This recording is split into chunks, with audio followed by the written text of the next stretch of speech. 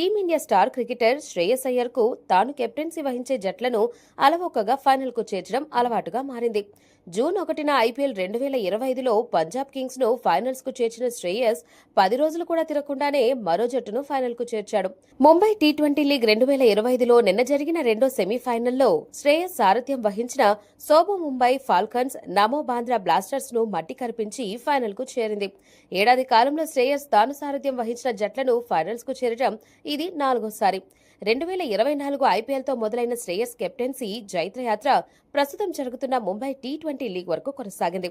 2024 ఐపీఎల్లో కేకేఆర్ను ఛాంపియన్గా నిలిపిన శ్రేయస్ ఆ తర్వాత ముంబైకు సయ్యద్ ముస్తాక్ అలీ ట్రోఫీని అందించాడు.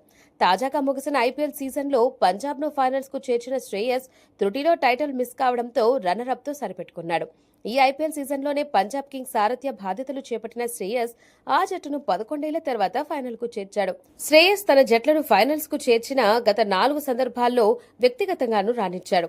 ఐపీఎల్ 2024లో కేకేఆర్ను ఛాంపియన్గా నిలిపిన సందర్భంలో 15 మ్యాచ్ల్లో 39 సగటున 146.86 స్ట్రైక్ రేట్తో 2 హాఫ్ సెంచరీల సాయంతో 351 పరుగులు చేశాడు.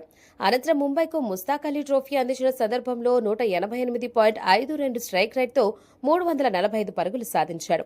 తాజాగా ముగిసిన ఐపీఎల్ 2025 సీజన్లో 175.07 స్ట్రైక్ రేట్తో 604 పరుగులు సాధించాడు.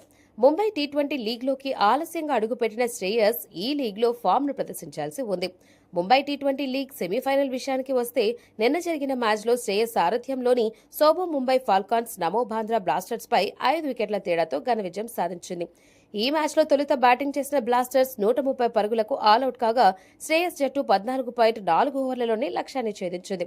ఈ మ్యాచ్లో శ్రేయస్ వ్యక్తిగతంగా రాణించినప్పటికీ తన జట్టును విజయవంతంగా ఫైనల్స్కు చేర్చాడు.